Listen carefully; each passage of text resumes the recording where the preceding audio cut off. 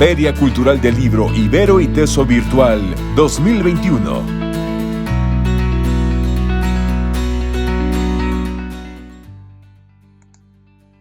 Hola, buenos días. Buenos días, Emma, ¿cómo estás? ¿Qué tal? Buenos días. Muchas gracias, Mónica, por la invitación. Es un gusto estar aquí.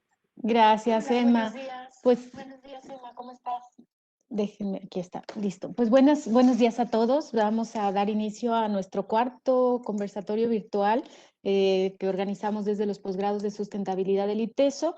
Estamos muy contentos el día de hoy de contar con tu presencia, Emma, y agradecerte el haber aceptado la invitación a estar con nosotros en este espacio del día de hoy. Organizamos en los posgrados, como sabes, una serie de actividades y eventos que ahora con esto de la pandemia, más que alejarnos del espacio y de la vinculación con otras instancias, nos ha permitido acercarnos mucho más. Queremos darte las gracias por compartir el día de hoy esta charla que tendrás con nosotros sobre exclusión urbana y solidaridad en tiempos de pandemia, tan necesaria y tan pertinente reflexionar qué estamos haciendo en relación a esto y a cómo estamos reaccionando a raíz de la pandemia. Entonces, pues, ¿quién mejor que tú? Que desde la Ibero Puebla, desde la maestría en Hábitat y Equidad Socioterritorial que coordinas, pues nos platiques, nos des la perspectiva que se tiene en relación a esto. Y pues antes de darte la palabra, antes de presentarte con nuestros invitados y con los asistentes que progresivamente se van incorporando a la sesión, yo quisiera aprovechar para presentarte con ellos, un poco comentarles, bueno, que además de que la doctora Emma Regina Morales García de Alba es la coordinadora de la maestría en Hábitat y Equidad Socioterritorial de la Ibero Puebla, de nuestra universidad hermana allá en Puebla, pues también es licenciada en Arquitectura por la Universidad de las Américas Puebla, cuenta con una maestría en Estudios y Gestión de la Ciudad por la Universidad Iberoamericana Puebla, un doctorado en Estudios Urbanos y Planificación por la Universidad de Sheffield en Reino Unido y actualmente, pues como lo comenté, coordinas esta maestría en relación a hábitat y equidad socioterritorial y que también, como nosotros en los posgrados de sustentabilidad, somos programas que formamos parte del Programa Nacional de Posgrados de Calidad de CONACYT en la Ibero, ¿no? Además de pues, una trayectoria impresionante de más de 20 años de experiencia académica y profesional, también consultora en planes, programas y estudios urbanos diversos y en distintos lugares. Y pues una de las líneas importantes de investigación que la doctora Emma trabaja, pues está ligada a estos procesos precisamente de fragmentación y exclusión urbana y estas inequidades sociales, ¿no? Que esta pandemia, pues por supuesto lo comentaremos hoy, ha acentuado todavía más.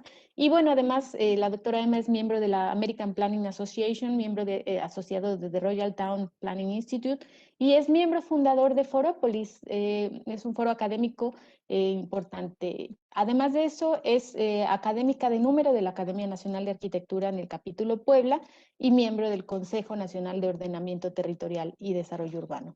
Y bueno, pues dejarte la palabra, Emma, para que nos platiques precisamente estos temas y tus perspectivas sobre la solidaridad, la exclusión urbana en estos tiempos de pandemia y con esto pues delinear algunas rutas, ¿no? Eventualmente de cómo responder a esta contingencia y a este problema que nos viene cada vez más fuerte. Pues Emma, muchísimas gracias. Bienvenida a este espacio y pues te dejo la palabra. Muchas gracias y bueno, antes que nada agradecerte la invitación y creo que además pues agradecer esta colaboración que hemos tenido entre los posgrados, los alumnos, las actividades que hemos podido hacer desde los alumnos que han estado con ustedes y demás, pero yo se lo quiero resaltar porque precisamente tiene que ver con esta visión de solidaridad y visión de trabajo en conjunto que creo que es tan importante. Voy a comenzar a presentar ahora. Me avisan, por favor, en el momento en que ya se vea la pantalla completa. Ya se ve, nada más falta ampliarla y ya la vemos completa ahora sí. ¿Se ve bien ahora o todavía? Se ve perfecto, se ve perfecto. Bueno, pues voy a dar inicio y contarles un poco por qué esta charla es acerca de la solidaridad, pero al mismo tiempo en el título se plantea desde la exclusión urbana en tiempos de pandemia. Me tocó el año pasado participar en dos proyectos que surgieron un poco en la emergencia precisamente del inicio de la pandemia, pero que tienen que ver mucho con cuestiones de acción colectiva y de trabajo y solidaridad. Entonces, bueno, empezando por la palabra solidaridad, el concepto solidaridad, es el tipo de términos que utilizamos como de manera muy natural en la vida cotidiana. Difícilmente a lo mejor nos detenemos a definirlo o a lo mejor es de esas palabras que se nos hace tan claro lo que significan que ya ni las discutimos, como que se da por hecho que tienen un valor positivo, que tienen un valor, que tienen un sentido de unión y de apoyo a causas válidas, y por lo tanto a veces como que no nos tomamos el tiempo de analizarla con un poco más de profundidad. Esta imagen que se ve al fondo, que es un mural, es el tipo de imágenes que normalmente vemos vinculadas con solidaridad. A veces tiene que ver con manos unidas o tiene que ver con gente defendiendo una causa común, con pancartas, o en algunas ocasiones tiene que ver con el llevar apoyo a una comunidad que acaba de pasar después de una tragedia o de un desastre natural, como lo pudimos ver en México recientemente, pues tanto en el sismo del 2017 o en otras ocasiones como huracanes y demás. Y entonces esta imagen de solidaridad es la que normalmente estamos acostumbrados a ver. Ahora, ¿cómo entendemos la solidaridad o cuál es el significado? Desde el punto de vista de definiciones, estoy poniendo del lado izquierdo la definición de la Real Academia Española y también del Merriam-Webster Dictionary. Y ahí, bueno, se plantea como una adhesión circunstancial a la causa o la empresa de otros o como un modo o derecho insólido. Y en términos de cómo se entiende es esta posibilidad de unir a un grupo de personas en un interés, en un objetivo, en un estándar. Desde el punto de vista etimológico, se podría decir que la palabra solidaridad viene del latín soliditas, que expresa la realidad homogénea de algo físicamente entero, unido, compacto, cuyas partes integrantes son de igual naturaleza. O sea que al final del día se conforma en una sola cosa, en un solo proyecto, en un solo ideal, en una sola visión. Sin embargo, por ejemplo, ¿cómo vivimos la solidaridad en estos tiempos de pandemia? Les estoy poniendo nada más dos imágenes de muchas que podríamos haber encontrado desde el año pasado a finales de febrero, inicios de marzo hasta el día de hoy, no solo en México, sino a nivel mundial, de estas actividades de distinta naturaleza que tenían que ver con solidaridad, ¿no? Algunas impulsadas desde el sector privado a través de las cámaras de comercio o de los distintos grupos organizados para apoyar tanto a los comercios locales como a las personas que por la naturaleza de su trabajo se iban a quedar sin trabajo, o el hecho de que, como lo vemos en el lado derecho, que es una imagen de la revista El Consumidor, pues la importancia de apoyar a los comercios locales, a los productores locales, etcétera, ¿no? Entonces, este tipo de imágenes que vimos en todos lados, pues nos dan una idea de esta necesidad de apoyarnos entre todos para poder salir adelante en un momento de crisis. Fue mucho más, vamos a decir, evidente e inmediata, hasta espontánea, por así decirlo, a lo mejor en el momento del sismo, precisamente por la emergencia y porque había gente que todavía requería, que todavía estaba viviendo en casas que no se sabía si estaban en condiciones de habitabilidad o no, o si estaban en riesgo de caer, o porque también había gente todavía desaparecida, etcétera, ¿no? Entonces, en ese tipo de circunstancias vemos estas acciones inmediatas en donde tanto los grupos organizados, el sector privado, público, social, académico, etcétera, tienen una respuesta, pero también existe uno a nivel individual, ¿no? De gente que inmediatamente plantea donar comida o ropa o medicinas o ofrecerse como voluntario. Sin embargo, a veces el problema de este tipo de iniciativas, en el caso del sismo, pues es que duran 1, 2, 3 semanas, y lo que nos ha tocado ver a partir de esta pandemia es que se desgasta muy, muy rápido. El- Me tocó participar, veníamos con un proyecto con la Universidad de Edimburgo, financiado por el Newton Fund y el British Council, que tenía que ver con procesos de adaptación a cambio climático. Habíamos estado trabajando durante todo el año 2019 y se tenía pensado en el 2020 iniciar una segunda etapa que tenía que ver con seguridad hídrica. Pero en el marco de COVID, la Universidad de Edimburgo abre una convocatoria dentro de lo que es el fondo interno del Scottish Funding Council y de esta división de los Global Challenges Research Fund, en el que precisamente en todos estos lugares en donde la Universidad de Edimburgo estaba haciendo investigación, como no se iba a poder hacer trabajo de campo, no iba a poder haber estos viajes internacionales, se dedicó un fondo particular para identificar cosas relacionadas con COVID. Y el proyecto en el que me tocó participar fue uno que tenía que ver con acción colectiva. Y este proyecto lo que busco es en 3 lugares en donde de por sí se estaba trabajando. En el caso de México era San Andrés Cholula, en Ecuador en Galápagos y en Medellín en Colombia. Lo que se buscaba en esos 3 lugares era identificar acciones a partir o cambios en las prácticas sociales. Fue un proyecto pequeñito, no era una desviación de los proyectos originales, pero lo que se buscaba era identificar si a lo mejor en esta oportunidad de la pandemia, pues podía generarse nuevos esquemas de organización social que trascendieran a la pandemia, que pudieran en un momento dado seguir adelante y que entonces se pudiera aprender de estos procesos y de iniciativas espontáneas para esfuerzos como adaptación y mitigación a cambio climático, ¿no? Entonces, ese era el marco en el que surgió este pequeño proyecto. Y lo que se hizo durante 3 meses en los 3 sitios fue identificar y monitorear iniciativas de acción colectiva, como lo que se plantearía como redes de solidaridad, de gente que se une para responder a las limitaciones que pueda haber dentro de un barrio, una comunidad, ya sea desde el alimento, dinero para subsistencia, acceso a agua potable, etcétera. Redes de movilización y activismo que sobre todo se planteaban a partir de grupos que a lo mejor estaban juntando fondos o que estaban atendiendo a adultos mayores o que estaban atendiendo a personas que estaban lidiando con situaciones de salud mental. Redes de comunicación alternativas, sobre todo en aquellas comunidades que no tienen los canales y a lo mejor que no tienen tanta conectividad o tanto acceso a Internet o a fuentes confiables y que en muchas ocasiones pues pueden recurrir a radios comunitarias y otro tipo de redes.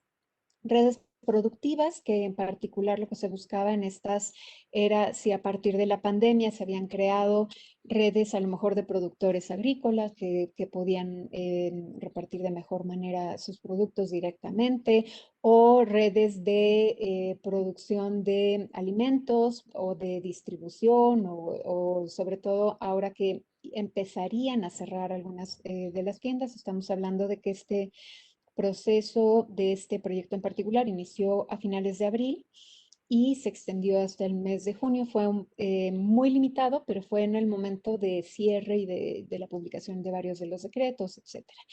Y la última, redes de protección de derechos, ¿no? Sobre todo desde el punto de vista de derechos humanos, de protección de derechos al agua, a la salud, a la atención médica, a la privacidad, sobre todo porque en América Latina se estaba observando un ataque real, o sea, físico, contra trabajadores del sector salud o personas que se sabía que tenían la enfermedad, ¿no? Entonces, ese era como un poco el marco.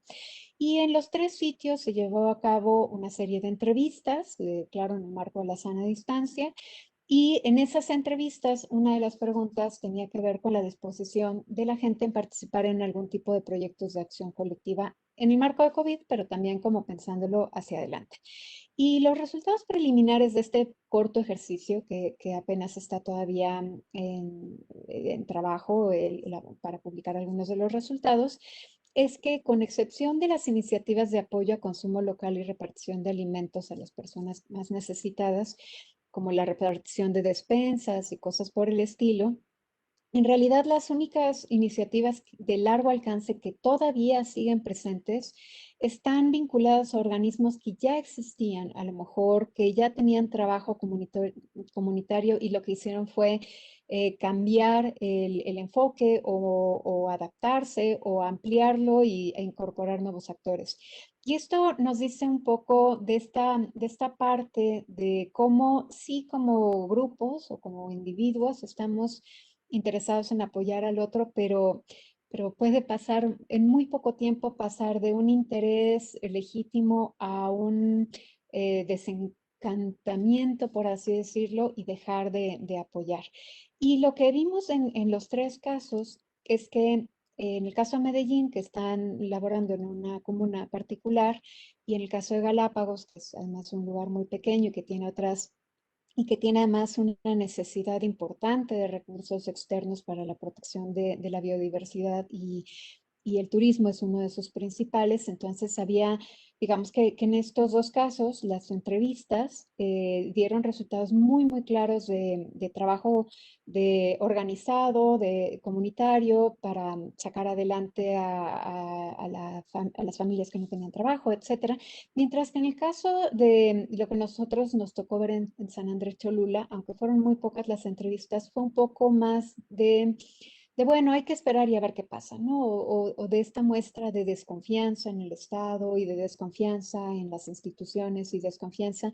Y no logramos ver más allá de los organismos que ya existen como iniciativas que tuvieran una duración larga, ¿no? Y hicimos un listado con una alumna exalumna de Comunicación y Cambio Social de la universidad que se dedicó a monitorear medios, se dedicó a revisar lo que estaba, las iniciativas que iban surgiendo a través de grupos de WhatsApp, etcétera, y veíamos esto, ¿no? Que quienes estaban haciendo el mayor trabajo eran aquellos que de por sí ya venían trabajando. Y en estos que ya venían trabajando, por dar algunos ejemplos, pues está claramente en el ámbito de la solidaridad, un poco lo que la Compañía de Jesús viene haciendo con todas sus obras en México y salió esto de redes vecinales de solidaridad muy al inicio de la pandemia. Y organismos como Cáritas que también generaron algunos comunicados y algunos principios de cómo tener mayor solidaridad ante la pandemia. Y entonces viene aquí esta discusión que tiene que ver ahora con un segundo proyecto. Este primer proyecto, bueno, concluye en el mes de junio y si bien nosotros seguimos trabajando con la Universidad de Edimburgo por este proyecto de seguridad hídrica, pues nos queda un poquito como esa pregunta y entonces, ¿cómo le hacemos para hacer esfuerzos de larga duración y no pequeñas acciones, ¿no? Y entonces me invitan a participar en otro proyecto, coordinado desde la Universidad de Viena y en el que surge un poco de manera natural a partir del primer confinamiento en Europa la posibilidad de ir viendo cómo va reaccionando la gente, ¿no? Entonces, una vez que inicia este proyecto en Europa y se inicia la parte en América Latina, hay una serie de personas que nos unimos de manera voluntaria y algunos que tienen mucho más años trabajando el tema. Uno de ellos es José Antonio Román, que trabaja en Chile. Y uno de los cuestionamientos que nos tendríamos que hacer es primero, bueno, ¿qué entendemos por solidaridad? Por solidaridad. Y entonces él plantea en un artículo que se llama Solidaridad en el debate global y local, con otros autores, lo siguiente, que bueno, en el contexto europeo, la solidaridad y la ciudadanía social se constituyen como los principios fundacionales del estado de bienestar, ¿no? Es esta visión del bien común y de que hay que ceder un poco precisamente para poder tener pues una mayor justicia, mayor equidad, mayores posibilidades de tener una vida digna, ¿no? Y entonces el estado de bienestar se caracteriza por tener esta solidaridad con políticas orientadas al bien común y la equidad en lo que estos autores plantean tres frentes. La distribución de ingresos, que no solamente es ingresos, también tiene que ver con cuestiones fiscales y de redistribución de la riqueza y políticas salariales.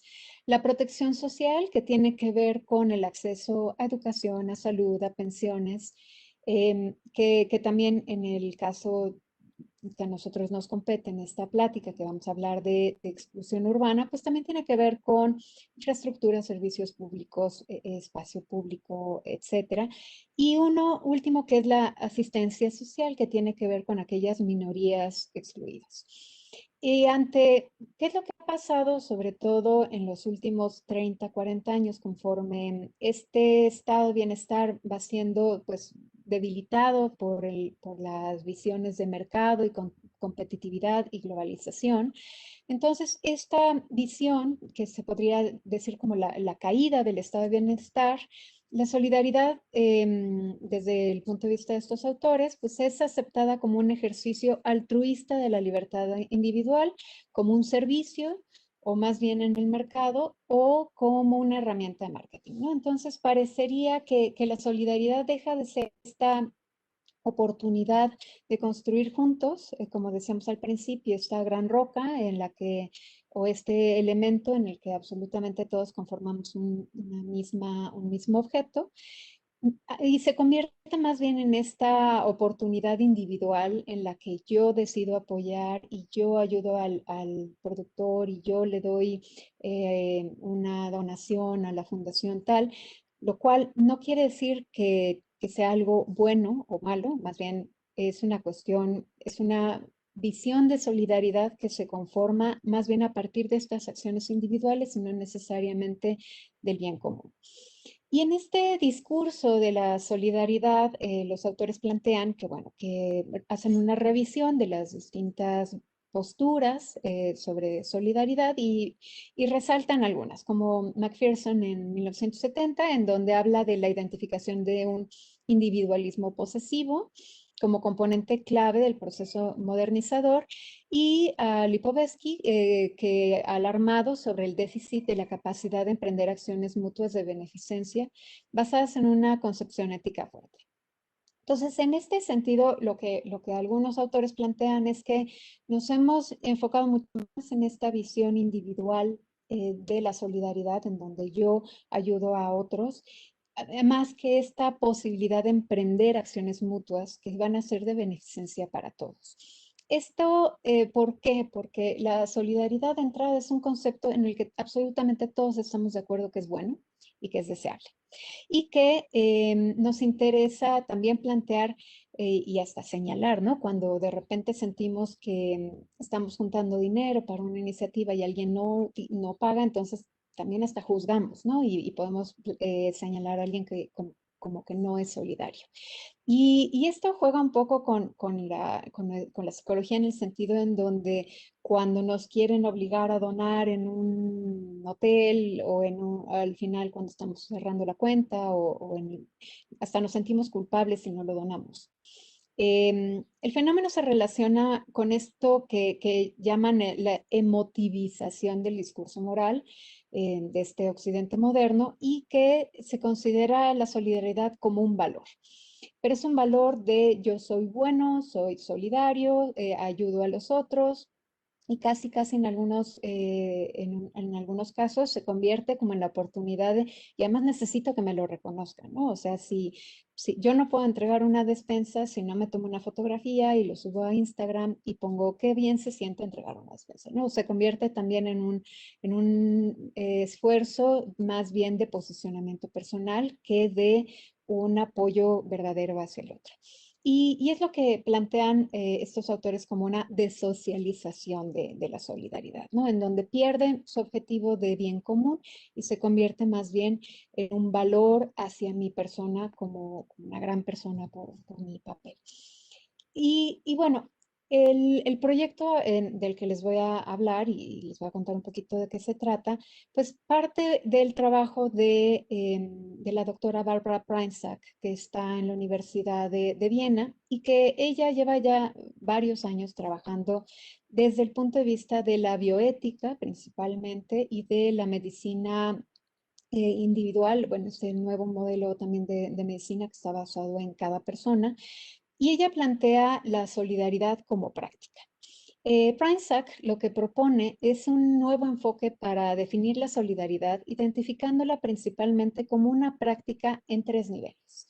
Y estos 3 niveles tienen que ver con el nivel interpersonal, que es mi relación como persona con el otro, o sea, y el otro puede ser alguien que está inmediatamente cerca o puede ser alguien que, a quien a lo mejor no conozco personalmente, pero puedo apoyar porque sé que está en una situación de necesidad, como son estos grandes fondos, a lo mejor de Cruz Roja o de UNICEF, etcétera. Comunitario, que estamos planteando este tipo de iniciativas como las que se buscaba identificar en el ejercicio anterior con la Universidad de Edimburgo. Y uno tercero que tiene que ver con una parte, por decirlo de alguna manera, contractual legal.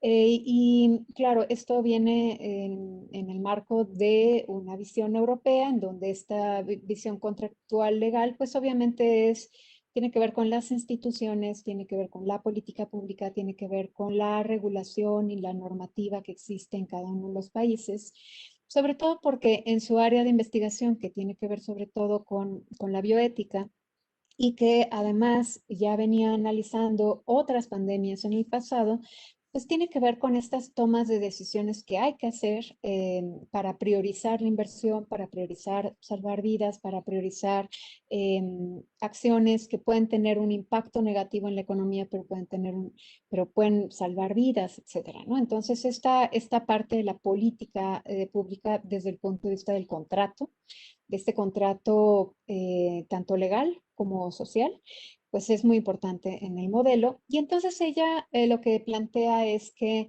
para también entender estos 3 niveles nos ayuda a identificar esta crisis de solidaridad, esencialmente cuando se pierde o se rompe alguna de las otras dos, por decirlo.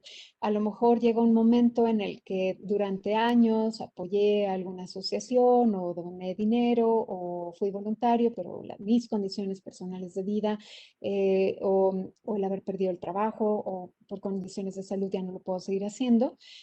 O también a nivel comunitario, porque a lo mejor nos unimos, un grupo de vecinos, porque queríamos que nos pavimentaran la calle y durante el tiempo que estuvimos gestionándolo hicimos una muy buena labor, pero en el momento en el que ya nos pavimentaron la calle, pues a lo mejor dejamos de trabajar con ellos y dejamos de preocuparnos por el resto de la colonia, ¿no? Entonces, estas crisis de solidaridad pues se pueden entender mejor cuando se va viendo en todos estos niveles, no entre personas y personas, a nivel de barrios, a nivel de colonias, a nivel de comunidades y finalmente a nivel de la estructura, la normativa, el marco en el que se llevan a cabo. El proyecto se llama, el proyecto grande, por así decirlo, es Solidaridad en tiempos de pandemia y en el que a mí me tocó participar es en la versión latinoamericana. En la original, coordinada por la doctora Barbara Prinsack, lo que hizo fue unir a una serie de investigadores de 9 países de Europa, incluyendo Reino Unido, todavía como Europa, en el que era gente que tenía como mucho interés en saber cómo estaba reaccionando la gente ante la pandemia, pero que obviamente había que hacerlo con los recursos que se tenían, ¿no? Entonces fue un proyecto como de una iniciativa de personas para un objetivo común, un poco en este modelo de solidaridad en donde se construye un proyecto a partir de muchos actores. Y después hay un acercamiento en particular de José Antonio en Chile hacia el equipo de Viena y entonces se decide armar una versión en América Latina que coordina la doctora Isabela Radhover y en este es un poco, se abre funciona como bola de nieve en donde unos invitan a otros y al final del día se incorporan alrededor de 15 países y algunos en carácter de investigadores autónomos, otros como miembros de colectivos, otros como universidades completas y programas académicos completos, pero todos a partir de lo que podían compartir. Esta imagen que se ve a la derecha es una imagen que se desarrolla por el equipo, con apoyo del equipo boliviano, diseñada por Sarita Cooley, y que lo que se buscaba era que expresara un poco esta búsqueda de cómo se entendería la solidaridad en tiempos de pandemia en América Latina, ¿no? Y es desde la atención médica, el acceso a trabajo, a salud, a alimento, etcétera, los roles de género, la posibilidad de seguir trabajando, etcétera. Y esta es la imagen que acompaña el proyecto en América Latina. Ahora, me voy a ir muy rápido para hablarles un poco de qué va este proyecto. La base es que la pandemia de COVID-19 plantea desafíos sin precedentes en materia de política pública, no solamente desde el punto de vista de salud, sino en general, absolutamente todas las decisiones que se han tenido que tomar, cómo se han tomado, con qué información se han tomado. Y planteaba el equipo original la necesidad de evaluar la manera en la que la población reacciona. Por un lado, a las políticas oficiales. Esto, cuando inicia en el equipo europeo, es cuando inician los primeros lockdowns y se tiene que cerrar la actividad económica en varios de los países. Dos, ¿qué acciones toma por iniciativa propia cada quien? O sea, hay gente que no solamente resuelve su problema personal, sino que inmediatamente empieza a ver por el vecino, por el adulto mayor, por el abuelo, etcétera. Y después, ¿en quién confía la gente en general en estos tiempos de incertidumbre, ¿no? O sea, cuando tenemos tan poca información sobre la enfermedad, sobre el virus, sobre los tratamientos, sobre las implicaciones, ¿cómo se va dando este proceso de confianza? El objetivo del estudio cualitativo, en el caso de América Latina, es crear una suerte de comparaciones suaves. No es un estudio ni de miles de encuestas, como se han hecho ya muchos en estos últimos meses, sino tiene que ver más bien con entrevistas a profundidad que se hicieron en 15 países de América Latina, sobre todo para identificar ciertas diferencias y similitudes en cómo la gente respondió a la pandemia. Y también esto como para poder en un momento dado aportar algo hacia la política pública en el futuro. El proyecto opera bajo el principio de Research Commons. ¿Qué quiere decir? Que en el equipo principalmente está conformado por psicólogos sociales. Yo soy la única urbanista de todos los 15 países. Y porque caí un poco por coincidencia, pero la intención era que se lograra que lo que tenía cada quien, a lo mejor algunos teníamos la posibilidad de apoyar talleres, otros teníamos experiencia trabajando con alguna metodología cualitativa, otros tenían más experiencia en temas de solidaridad o de estructuración de entrevistas o perfiles sociodemográficos, que absolutamente toda la gente que estábamos en el equipo diéramos lo que teníamos, lo que podíamos compartir. Y en ese sentido, de manera un poco orgánica, como todo ha venido sucediendo, pues en México estamos colaborando 3 personas con un grupo de 15 voluntarios. Cristian Grimaldo del ITESO, que también es psicólogo, Eduardo Rodríguez de la UAP, igual psicólogo social, aunque Cristian tiene más trabajo en el ámbito urbano también, y en mi caso en la Ibero Puebla. A mí me tocó participar sobre todo más en el arranque del proceso de qué queríamos entender. Y las primeras entrevistas de lo que fueron aportando fue una serie de categorías que nosotros llevamos para construir un libro de códigos que nos permitiera utilizar a través de Atlas-T un marco en donde pudiéramos, independientemente de que no iba a ser un estudio comparativo de estos, en donde podemos llegar a conclusiones de en Brasil se da esto y en México otro, sino para identificar otras lecturas a partir de entrevistas de métodos cualitativos. Y aquí viene una de las cosas como más interesantes. El libro de códigos europeo estaba basado mucho más en cómo las personas de manera individual o familiar habían respondido ante la pandemia.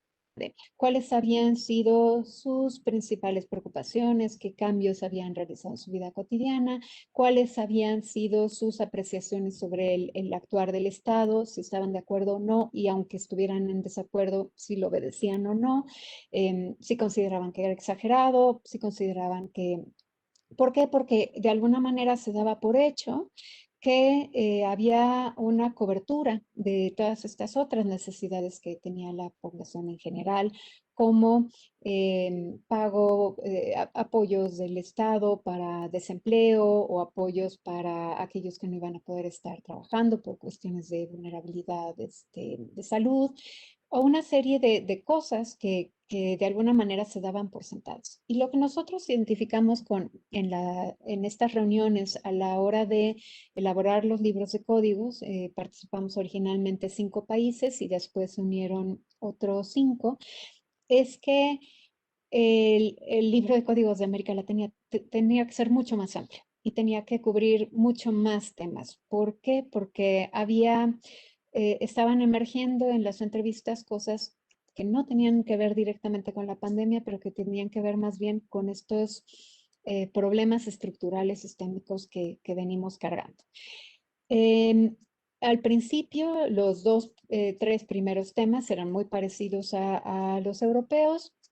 Acciones de apoyo en el entorno, que sí, que la gente que llevaba comida, que a lo mejor ayudaba al vecino, que apoyaba a los comercios locales, cambios en la vida cotidiana, también en ese sentido parecidos, con sus características particulares en cada región, pero que tenía que ver con el cambio diario de ponerse el gel, de salir a la calle, de usar el tapabocas, o el tener que trabajar desde casa, o tener que trabajar en condiciones más complicadas, a lo mejor con una careta de plástico, etcétera, y cambios obviamente en la vida social, el no poder ver a la familia, el no poder ver a los amigos, el no poder salir y viajar.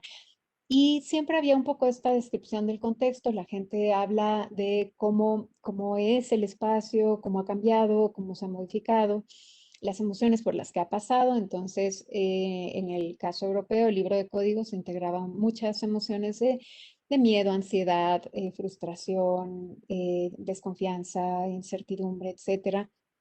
Y en el caso latinoamericano se encontraban un poco las mismas, pero a lo mejor unas muy cargadas hacia enojo, desconfianza, frustración, etcétera.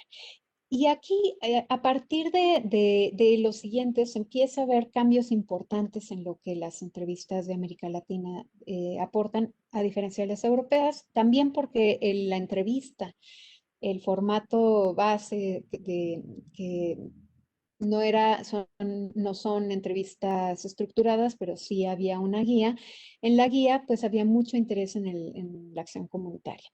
Y entonces aquí lo que se va viendo en el caso latinoamericano es cómo hay una necesidad un poco de justificar las acciones que uno va haciendo, de, bueno, pues yo casi no salgo, pero tengo que salir porque si no, ¿quién alimenta a mi familia? ¿No? O también hay mucha opinión hablando sobre el gobierno y su mala respuesta o su incapacidad de responder a las necesidades de atención de salud de la población.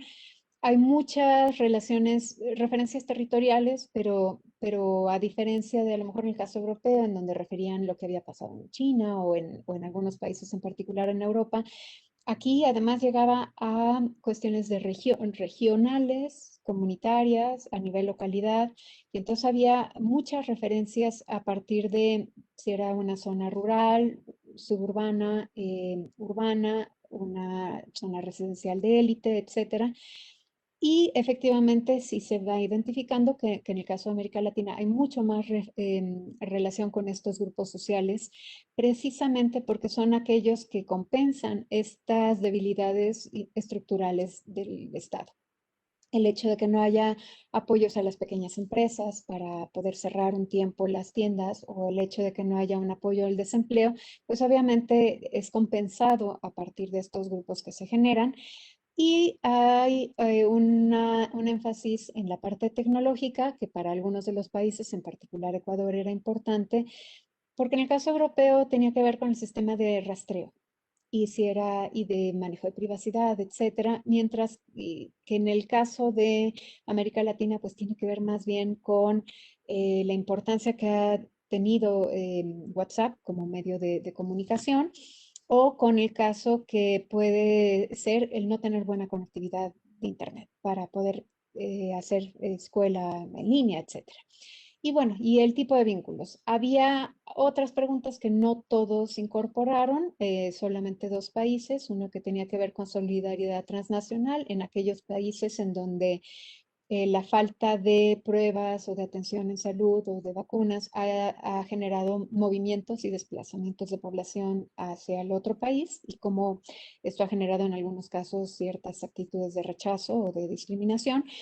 Y en otro, creo que es el caso de Guatemala, ellos estaban interesados también en identificar la parte más bien de cosmovisión y de religión en la pandemia.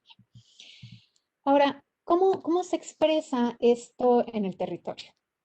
Y bueno, me voy a ir muy rápido porque además son temas que todos conocemos, pero es precisamente para regresar a esta visión de solidaridad. Em, Nosotros estamos conscientes de la necesidad de que existan estos esfuerzos para donar a las fundaciones, para apoyar a los grupos, para atender y entrar como voluntarios a todas las iniciativas que se generen. Pero también es importante que veamos por esta otra solidaridad estructural de larga duración, que tiene que ver con una redistribución de la riqueza mucho más equitativa, que tiene que ver con una valoración del beneficio comunitario más allá de mi calle, mi esquina, mi colonia, mi parque, que tiene que ver con esta visión de la priorización de la atención tanto de la inversión pública como de la corresponsabilidad que puedan tener los diferentes actores en los procesos de desarrollo urbano. Muy al inicio de la pandemia, el BID publica un reporte que se llamó Del confinamiento a la reapertura, y que hablaba de las consideraciones estratégicas para el reinicio de actividades en América Latina en el marco de COVID-19. Obviamente estamos hablando, eh, todas las publicaciones que podamos mencionar, pues van a ir modificándose con el tiempo. Esto fue muy al principio, y estos eran los puntos que planteaba.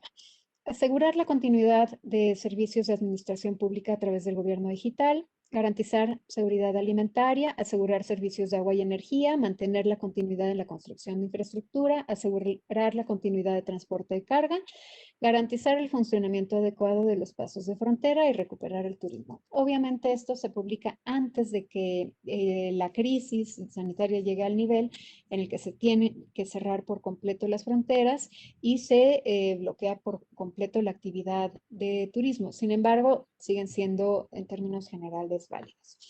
Si ustedes entran a Scopus el día de hoy y buscan cuántas publicaciones hay relacionados con COVID-19, al día de hoy aparecen más de 80,000 publicaciones. O sea, ha habido un interés desde todas las áreas de conocimiento para publicar sobre temas relacionados con COVID-19, que van desde el ámbito de medicina hasta el de políticas públicas, hasta diseño urbano.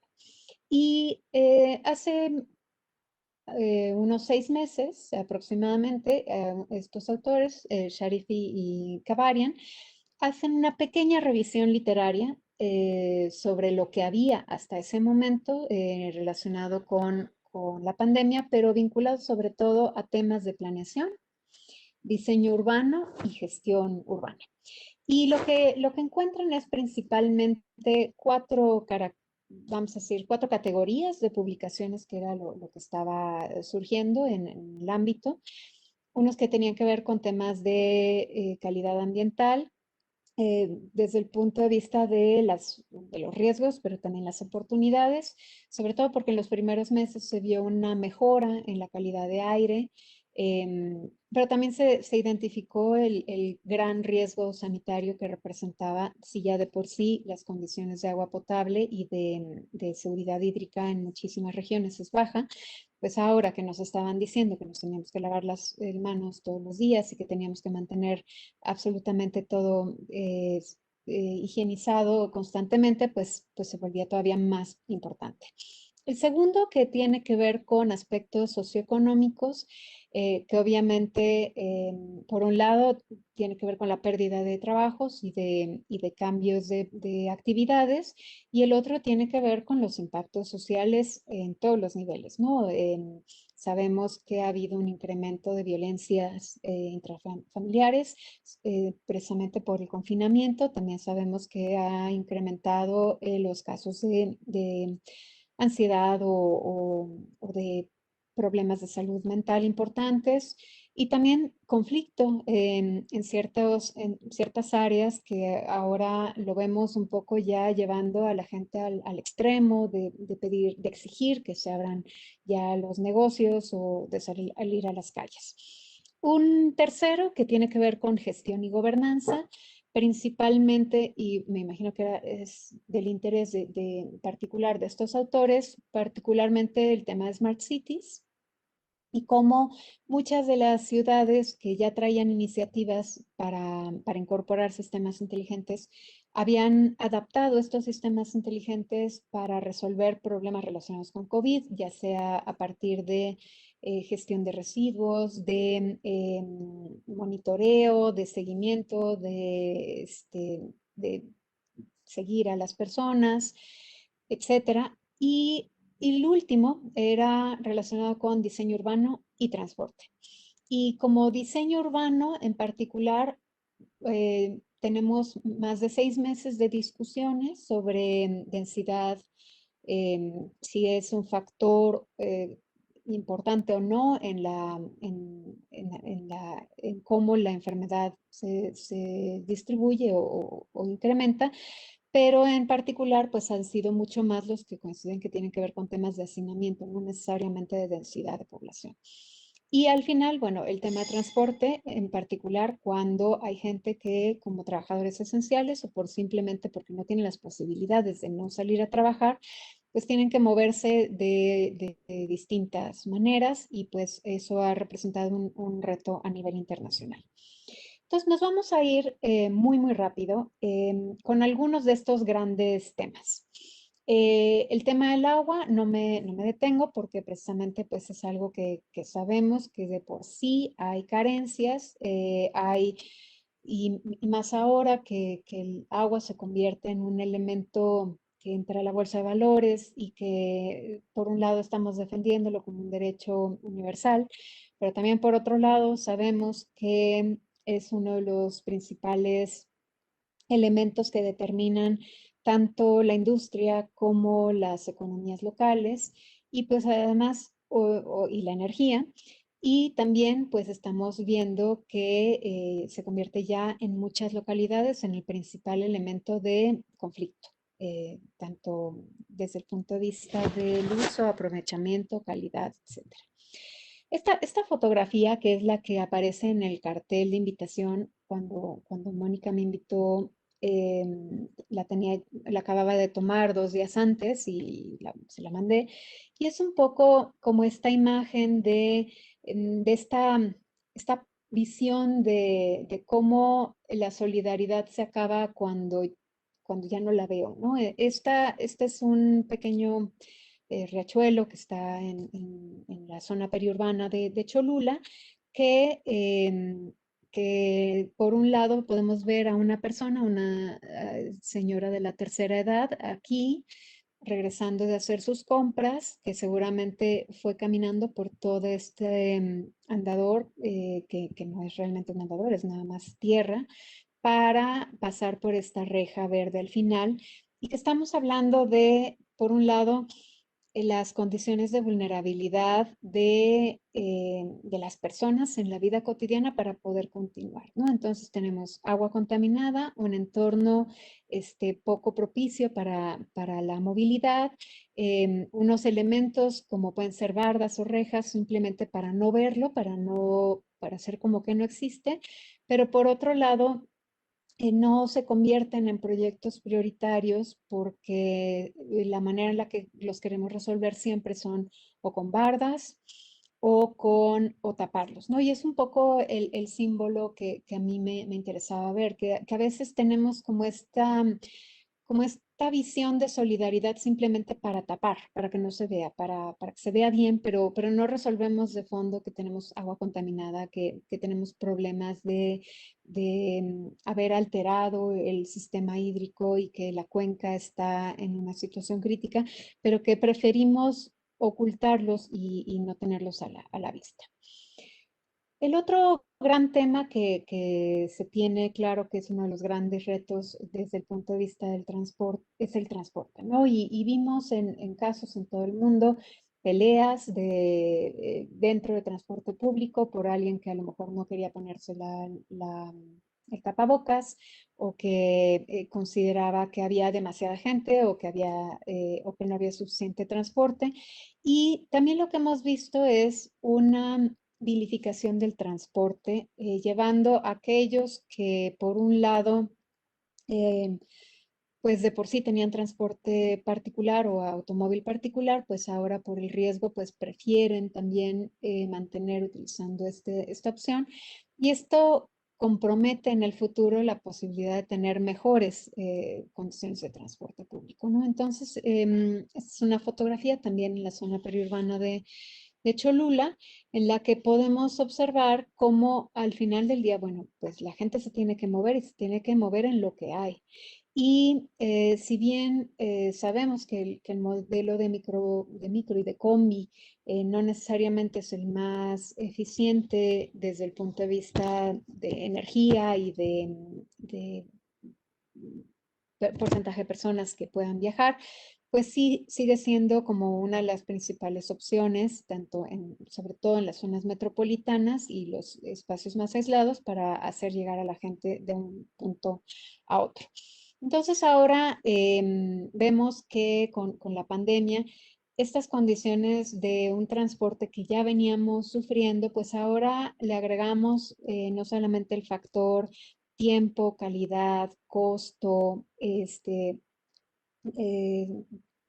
seguridad, sino que además también le agregamos el tema de riesgo sanitario. Por otro lado, tenemos esta otra cuestión que es pues las oportunidades de trabajo, las oportunidades laborales, las oportunidades de negocio. En algunas ciudades, pues hay negocios que han estado cerrados más de 8 meses ya, y en otras, pues la gente ha abierto sus casas, sus patios para realizar actividades, pues por lo menos vender algo de comida o arreglar muñecas o vender hamacas, pero la gente está buscando oportunidades para subsistencia.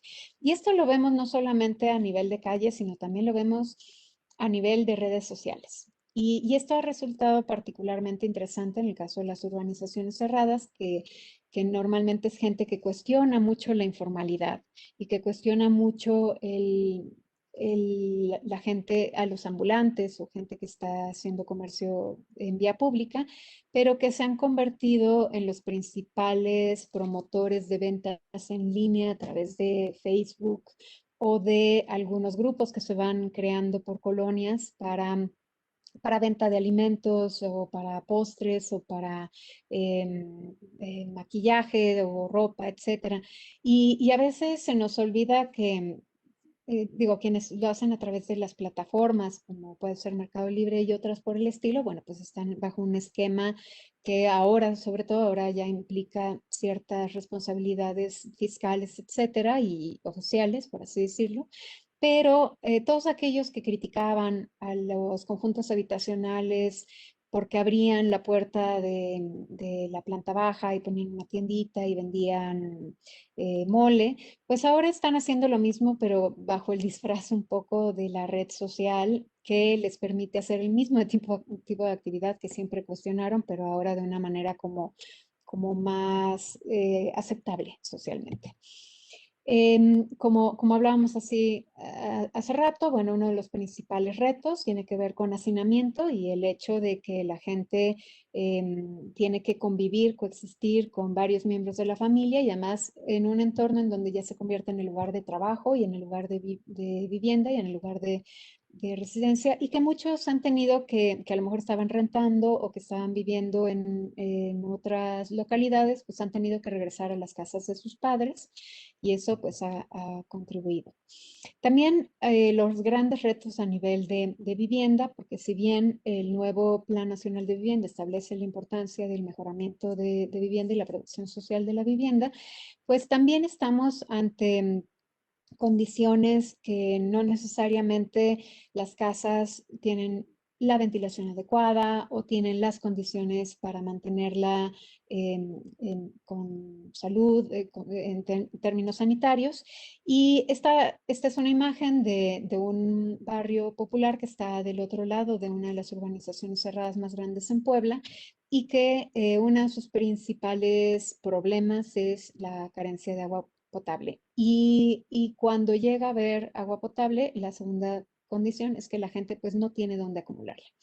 Entonces estamos hablando de muchos habitantes que tienen que utilizar grandes tambos de agua metálicos que a lo mejor en épocas de verano pueden ser de alto riesgo por las enfermedades que pueden provocarse y la llegada de algunas enfermedades como dengue o zika, etcétera, pero también la imposibilidad de mantenerse ellos mismos limpios y poder hacer todas estas prácticas que nos están diciendo que hagamos de lavado de manos, etcétera, cuando pues no hay esas condiciones diarias, ¿no? Entonces algunas de las casas, por eso les pongo esta fotografía, se ve ahí un tinaco en la planta baja, lo que hacen es eso, ¿no? O sea que como no tienen cisterna y como no hay un servicio de agua potable seguro permanente, pues entonces pues van buscando la manera de guardar el agua. Esto se vincula también con la importancia de los servicios públicos municipales,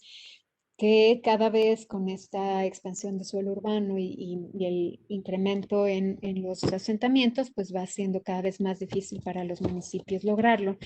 Esta fotografía, aunque se ve un poco borrosa, es en la misma zona y se puede ver a un señor en una carreta que lleva tanques de agua casa por casa, ¿no? Entonces él tiene acceso a un pozo y va repartiendo entre los habitantes.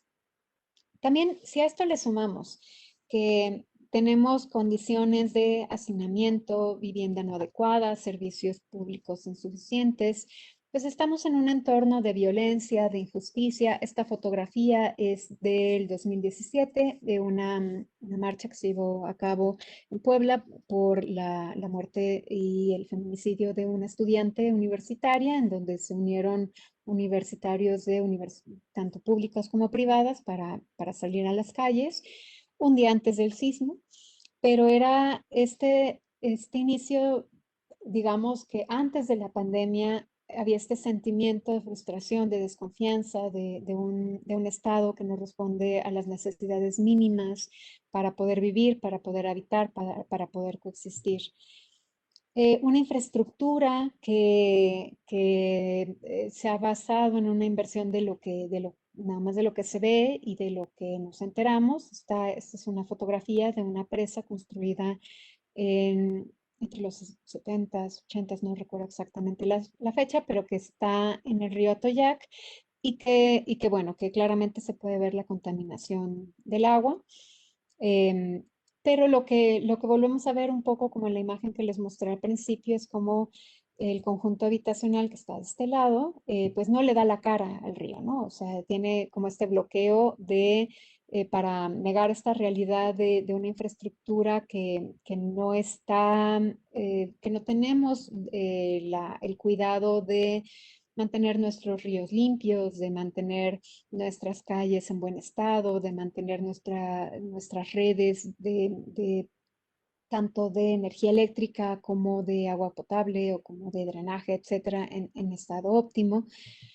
Y también vamos viendo este proceso, además de fragmentación urbana, que en esta pandemia además, si bien ya sufríamos un poco con esta emergencia y sobre todo la proliferación de cotos cerrados o de fraccionamientos, como les decimos aquí en Puebla, pues esto se hace más evidente un poco como la relación de aquellos que en estos espacios interiores a lo mejor sí tienen parques o áreas abiertas o pueden salir a caminar en las mañanas, y estas fronteras reales del contexto exterior con el contexto interior, y que ahí viene la importancia de esta solidaridad desde el punto de vista de los contratos legales, ¿no? Y estos contratos legales en donde no se puede entender que durante todos estos años hemos permitido la construcción de este tipo de urbanizaciones sin tener ningún tipo de corresponsabilidad en las calles colindantes que dejamos inseguras, sin movimientos, sin fachadas activas, sin condiciones de pavimentación o de incorporación de transporte público, etcétera, ¿no? Entonces, eso también nos muestra un poco el que puede ser muy bueno o una iniciativa de regalar ropa cada año en época de frío o de donar, llevar despensas a las colonias populares, pero aquí la pregunta es, ¿y cómo hacemos que vivamos dentro del mismo territorio con las mismas condiciones de habitabilidad y de calidad de vida y de áreas verdes, etcétera?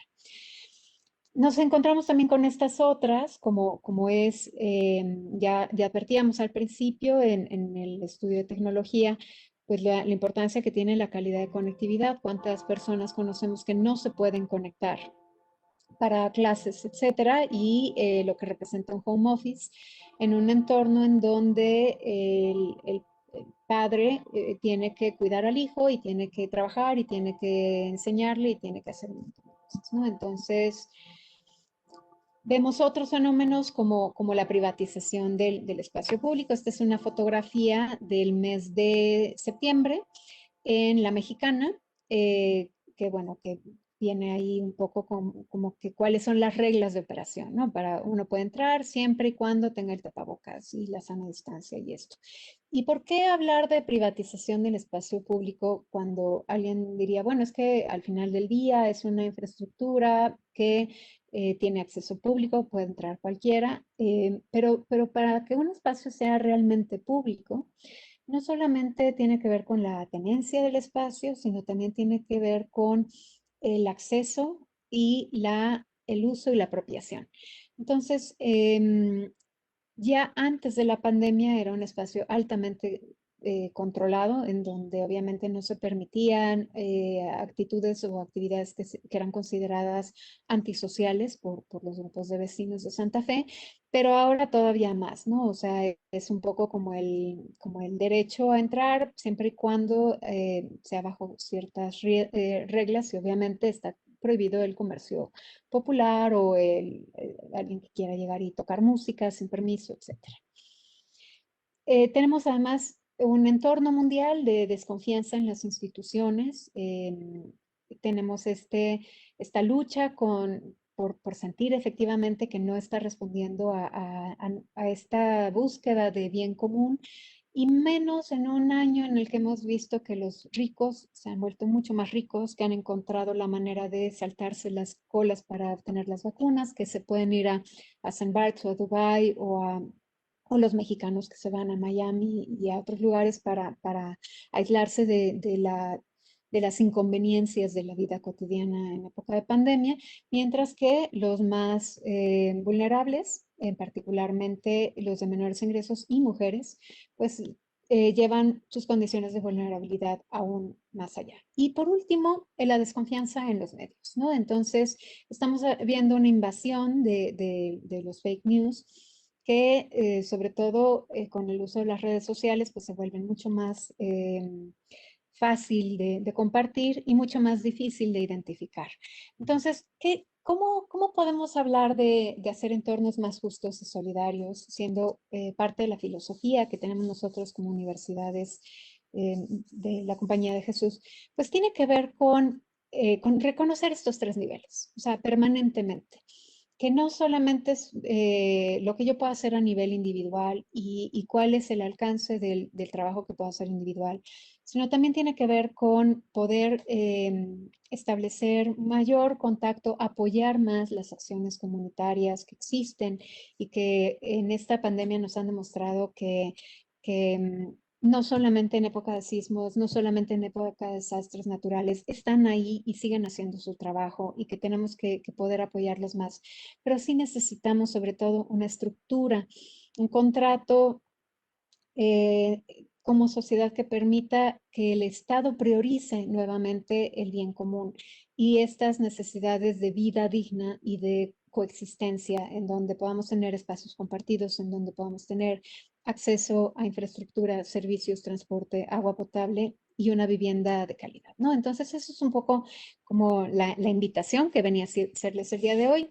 Los dos proyectos, si están interesados, la información del caso de Solpan está tal cual, lo buscan como Solpan Plus Latinoamérica y les va a aparecer la página de la Universidad de Viena.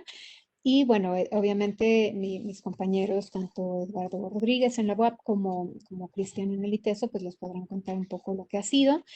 Pero en el caso también del proyecto que trabajamos en Edimburgo, seguramente saldrán resultados en los próximos meses y con mucho gusto se los compartiré. Aquí algunas referencias y bueno, pues eso sería básicamente toda la presentación y pues estoy abierta a cualquier pregunta que tengan y pues muchas gracias. Gracias, Emma. Pues qué bárbara.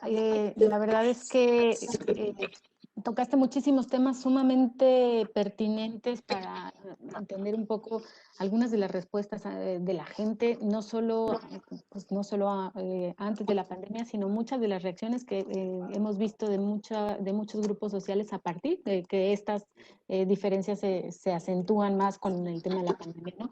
Sin duda hay unos grandes retos que ya se venían planteando en el tema del contexto urbano, ¿no? Estas urbanizaciones cerradas y cómo de pronto en los últimos años fueron proliferando, acentuando precisamente eso, el tener estas grandes avenidas de muros, de las nuevas murallas medievales del siglo XXI, en donde finalmente te encuentras caminando por ahí, pues te encuentras totalmente aislado del contexto, ¿no? Creo que son temas que no están resueltos y que difícilmente en los próximos años podrán resolverse. Sin embargo, creo que delineas pues retos interesantes. ¿Cómo responder ante esta realidad? Porque eso está y no vamos a poder desaparecerlo. Y cómo poder responder con acciones, con estrategias, con dinámicas sociales distintas a esto, ¿no?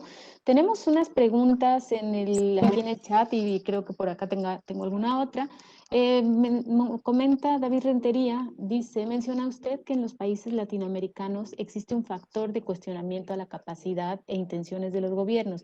En este año en México y a largo plazo, ¿cuáles crees que sean las principales amenazas del uso de la solidaridad con fines electorales? Es un tema muy pertinente, dice. ¿Cuál cree que sean las principales? Bueno, ¿le preocupa que esto lleve a las comunidades a desconfiar de proyectos que buscan restablecer la solidaridad? Sí, creo que es algo muy importante, sobre todo desde el punto de vista de que a veces se tiene como esta desconfianza ya anticipada, ¿no? Hay una predisposición. Si alguien viene a regalarme una despensa o alguien me viene a proponer un proyecto, ¿qué quiere? O sea, ¿qué busca detrás de eso? Y esa desconfianza a la larga sí daña los esfuerzos legítimos de solidaridad, porque, porque entonces a lo mejor quien tenía la intención de echar a andar un proyecto solidario de productores agrícolas para abrirles más canales, pues se puede topar con esta reticencia ¿y después qué me vas a pedir o qué buscas a cambio, ¿no? Y lo estamos viendo ahora con las vacunas. O sea, estamos viendo que hay quien considera que la vacuna, que es un derecho, que tendríamos que estarlo viendo como algo que es responsabilidad del Estado ver por nuestra salud, pues en algunos casos se está observando como una estrategia de de apoyo de un candidato o de un partido, etcétera, ¿no? Entonces sí considero que, que por eso es tan importante recuperar la confianza en las instituciones, no en los políticos, en las instituciones, porque en realidad en México durante años tuvimos muchísima confianza en nuestro sistema de vacunación. O sea, lo presumíamos a nivel mundial. Cuando visitábamos algunos países nos decían, de México no hay problema, seguramente tiene todas las vacunas que requiere. Y es muy reciente que hemos perdido esa confianza en el Seguro Social, en su capacidad para vacunar, etcétera. Entonces, un elemento importante obviamente es la confianza, pero para que haya confianza tiene que haber acciones que la respalden. O sea, tiene que haber resultados que la respalden. Y ahí tiene que ver con precisamente regresar a esta función de en qué se invierte y para qué. O sea, ¿qué es más importante invertir en un espacio de equipamiento que se ve bonito o invertir en una infraestructura que va a garantizar un espacio higiénico, saludable, conectado, etcétera, ¿no? Entonces, nos hemos dejado llevar mucho por los proyectos bonitos y no reconocido la importancia de la infraestructura. Sí, sí, tienes, fíjate que en esto que comentas, el tema de la confianza, ¿no? La confianza en las instituciones y que son cosas que, pues creo que yo creo que es una pregunta abierta. ¿Cómo hacemos para recuperar la confianza en las instituciones si las propias instituciones en muchas ocasiones no nos dan como las herramientas para tener o lograr esta confianza, ¿no? Y lo vemos pues en como dices tú, las manifestaciones que se están viendo por un tema o por otro y la respuesta que dan las instituciones ante estas manifestaciones de la sociedad, muchas veces lo único que hacen es exacerbar esa diferencia y esa desconfianza porque finalmente no vemos cómo. Creo que son brechas muy grandes que tenemos que ver cómo vamos a atender. Tocaste temas muy importantes y muy relevantes que cada uno pues da para una investigación puntual, pero ¿cómo le hemos dado la espalda a estos problemas desde la perspectiva urbana, desde la perspectiva de ciudad, ¿no? Yo recupero mucho y es algo que tenemos nosotros de alguna forma muy vigente aquí en Jalisco, el tema del río Santiago y la problemática de la contaminación del río, en donde como más allá de atender este tema de saneamiento desde la raíz y profundamente, pues realmente nos enfocamos a ocultarlo, a que no se vea, a mejorar los entornos, pero en realidad no atender el problema. Y ahí hay como que establecer agendas, ¿no?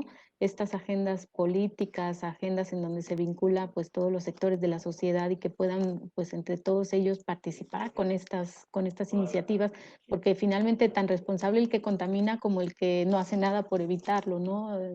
O que no usa el espacio. Tenemos algunas otras preguntas por ahí.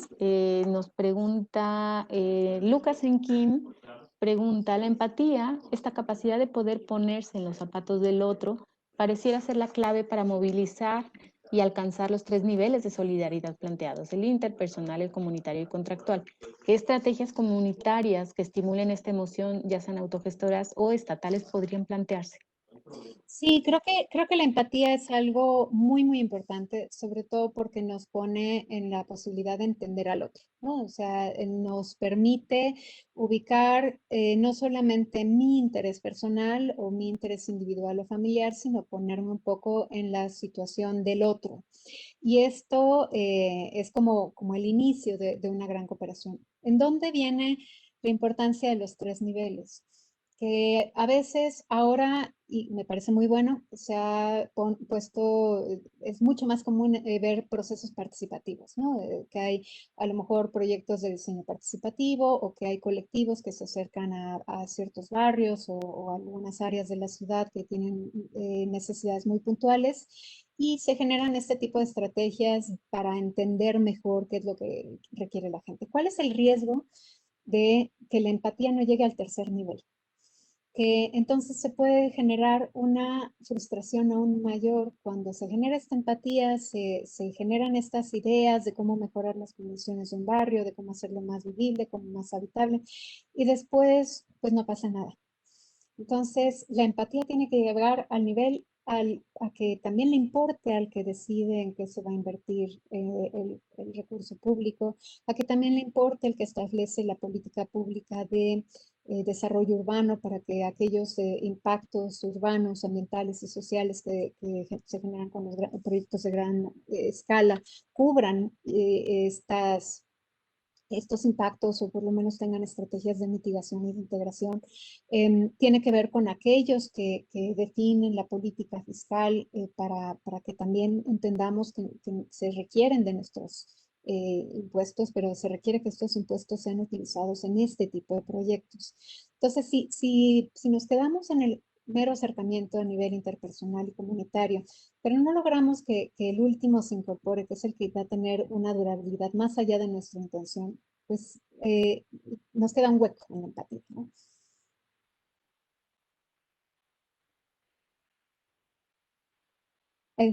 Está apagado.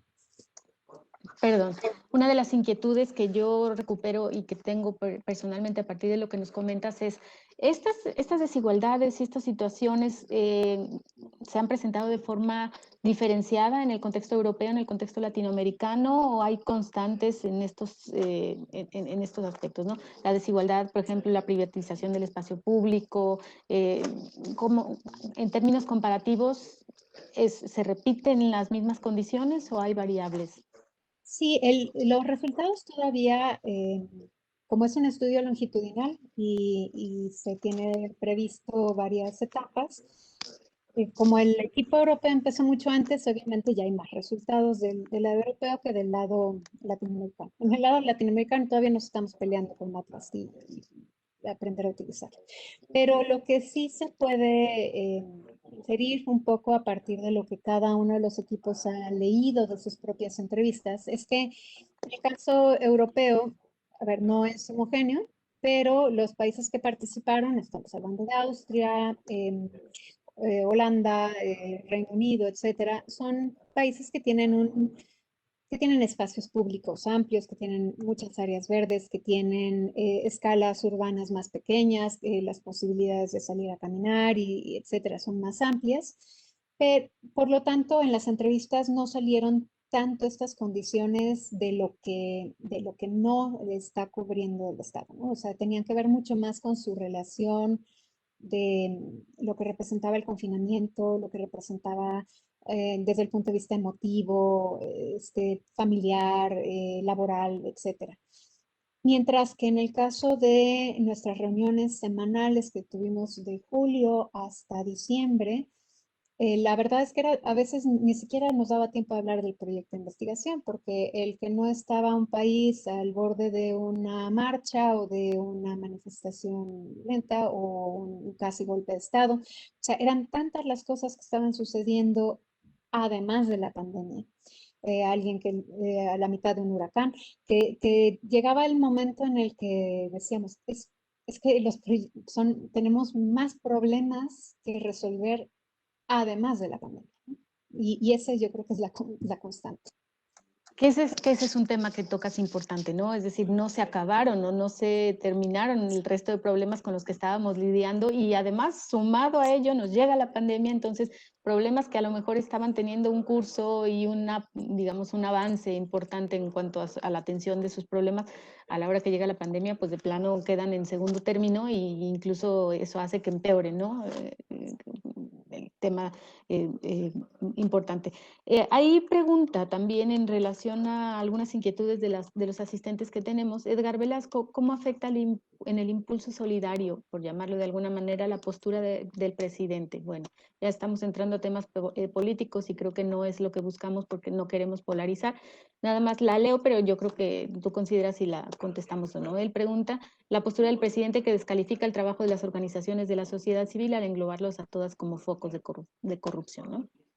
Sí, esto además no es solamente un tema mexicano. O sea, desafortunadamente es algo que estamos viendo en muchos otros países. Tenemos el caso de Brasil, es como muy evidente, como hay una minimización de la pandemia desde el primer día y cada vez que alguien se atreve a cuestionar la respuesta del Estado, entonces se vilifica al a los medios de comunicación, se cuestiona a la iniciativa privada, si es que está hablando, a las organizaciones de la sociedad civil que vienen años y años trabajando, a los organismos internacionales que durante años han manifestado y han cuestionado temas de derechos humanos, de acceso a oportunidades a la salud, del cuidado de la niñez, del cuidado de las mujeres, que ahora cuando levantan la voz y cuestionan no solamente lo que pasa en México o en Brasil, sino en Estados Unidos, en el Reino Unido, pareciera que hay inmediatamente una necesidad de no hablemos de eso, o sea, de cerrar un poco La negación. a la negación, ¿no? De tenemos otras cosas más importantes que hacer. Y eso efectivamente sí daña a la posibilidad de echar a andar iniciativas de solidaridad, porque si además se les tacha como que son corruptas o como que solamente quitan el dinero o que buscan un interés político o que están apoyados por algún sector, pues volvemos a lo que decíamos de las instituciones. O sea, vamos perdiendo confianza hasta en los que más confiábamos, ¿no? O sea, todos estos organismos vinculados a Naciones Unidas que antes ni siquiera nos atreveríamos a juzgar, ahora ya los vemos con cierta precaución porque también efectivamente sí ha habido corrupción en muchos casos, pero lo que no hemos encontrado es, una vez más, recuperar esa confianza. Entonces sí, esta polarización, que no solamente es en nuestro país, sí hace daño porque al final del día no es que justifique a la gente de mejor me meto en lo que ayudo a mi familia y aquí a los vecinos y ya mejor no me meto en nada. Y eso pues va alterando la fábrica, el tejido social de todos nosotros. Y finalmente esto que dices, la falta, la poca posibilidad de construir la confianza o de tener confianza de las instituciones nos lleva a esto que tú mencionaste muy al inicio de la charla, a este individualismo posesivo, ¿no? Es decir, no tengo una respuesta, una garantía, digamos, institucional que me respalde ante una necesidad, o no tengo una claridad de que en tal momento voy a recibir mis vacunas porque hay una certeza. Entonces, ¿qué haces? La gente empieza a ver por sí misma, ¿no? A ver por mi familia y pues yo primero pues cubro mi entorno porque no tengo una certeza, una claridad, ¿no? Entonces es como un bucle sin fin en donde por un lado pues no vas teniendo la certeza y por el otro lado pues tampoco la gente se queda cruzada de brazos y busca actuar por mano propia, ¿no? Es un poco como buscar la justicia por mano propia, que no es lo adecuado, pero a veces lo hacen porque no tienen otras alternativas, ¿no? Entonces sí es todo un sistema complejo que pues que habrá que ver cómo resolver. Otra duda y otra pregunta que yo te hago es, bueno, últimamente hemos estado leyendo algunos reportes de la ONU y en donde dice que pues a partir de la pandemia se han perdido años o décadas de los avances o pocos avances que hemos tenido en materia, pues en distintas materias, ¿no? En temas de vivienda, en temas de salubridad, en temas de derechos humanos. ¿Qué opinas sobre esto y si a partir de la pandemia crees que tengamos que hacer otras acciones o qué es lo que tocaría en este punto? Sí, sí, me ha tocado leer sobre todo algunos reportes en las últimas semanas, principal y más tomando en cuenta el día que es hoy y ayer, que uno de los que tuvo mayor retroceso ha sido en el caso de las mujeres. No solamente por la cantidad de mujeres que perdieron su trabajo, porque a lo mejor estaban precisamente en los sectores que se han visto más afectados, como turismo, servicios, el trabajo en comercio al por menor, etcétera, sino que también digamos como la combinación de roles que le toca asumir, o que no es que le toque, sino que le han impuesto en los hogares y en ciertas comunidades. Y esto difícilmente, pues es un retroceso que nos puede llevar décadas atrás. Y lo mismo desde el punto de vista educativo, cuando estamos viendo que las familias pues con más recursos tienen posibilidad de crear burbujas y de conseguir profesores particulares y de tener las mejores conexiones a internet, mientras que sabemos que gran parte de la población pues puede medio ver en televisión lo que los programas cuando nos logra alcanzar, etcétera. Entonces, a nivel educativo y a nivel cognitivo también, pues vamos a tener ahí un estancamiento pues, fuerte. Importante. Y desde el punto de vista también de acceso a oportunidades y de acceso a servicios públicos, porque lo que nos estamos enfrentando es una vez más a esta, y digo una vez más porque en Europa ya sabemos los efectos negativos que tiene esta austeridad, ¿no? O sea, la política de austeridad que por un lado, si la vemos desde el punto de vista empresarial, la vemos con buenos ojos porque decimos esta austeridad significa mayor eficiencia, mayor productividad, mayor ahorro. Pero desde el punto de vista del Estado, la austeridad significa detener proyectos de infraestructura, eliminar programas, disminuir la inversión en ciencia y tecnología, limitar la posibilidad de miles de familias de tener un trabajo digno y bajo un entorno estructurado, etcétera. Entonces, la austeridad no necesariamente es la única alternativa. Y ahí es donde yo creo que sí nos va a tomar, o sea, si ya veníamos con un retraso importante, pues va a ser todavía más complicado. Sí, definitivamente se acentúa todo esto, ¿no? También tenemos otra pregunta de Mónica López Franco. Ella dice, hola, muchas gracias por una presentación tan interesante. ¿Cómo se puede intersectar el tema de la solidaridad con el tema de la inseguridad que ha dado tanto pie a la privatización de espacios públicos e islas de vivienda ya antes de la pandemia y ahora en un momento en que se evidencia la necesidad de la colaboración comunitaria, sobre todo con la falta de apoyos de gobierno? Sí, definitivamente el tema de inseguridad es prioritario, o sea, no solamente porque es cierto, ¿no? O sea, todos conocemos a alguien que a lo mejor hacía trabajo de voluntariado o hacía trabajo en distintas comunidades y que no lo está haciendo ya, no solamente por el riesgo de la pandemia, sino también por riesgo personal. Nosotros también a veces con los alumnos cuando eligen algunos proyectos sabemos que no podemos garantizar que sean los mejores sitios en los que puedan trabajar, aunque sepamos que es el lugar más importante para llevar a cabo su trabajo, también sabemos que no podemos garantizar que sea el más seguro. Entonces, definitivamente la inseguridad sí limita la posibilidad de trabajo solidario. Pero aquí vienen dos temas de los que hablé poco, pero que sí venían en los libros de códigos y venían también en las observaciones del Banco Interamericano de Desarrollo que tienen que ver con la comunicación, con los canales de comunicación. Y creo que aquí sí tenemos una tarea pendiente. Estamos dependiendo demasiado de nuestros contactos, ¿no? Y de nuestras redes de WhatsApp y de nuestros grupos de Facebook. Y si somos afortunados, a lo mejor tenemos contactos muy inteligentes, muy conocedores y que tienen acceso a información que nos va a ayudar. Pero desafortunadamente no todos tenemos esa ventaja. ¿Y qué es lo que sucede? Que es mucho más fácil que una buena iniciativa sea utilizada para el crimen organizado y que después genere miedo, o una buena iniciativa sea replicada o versión pirata como para poder llegar a las casas y querer entrar y hacer cosas. Entonces lo que necesitamos es canales de mayor confianza, o sea, que nos generen mayor confianza a todos para no solamente, sí, tener las previsiones de un entorno, la comunicación no va a resolver la inseguridad, desafortunadamente, porque son temas más estructurales, pero lo que sí puede ayudar es a mantenernos juntos a la distancia, ¿no? O sea, de tener grupos en donde sepa yo que puedo buscar a alguien, que puedo, si estoy pasando por un mal momento,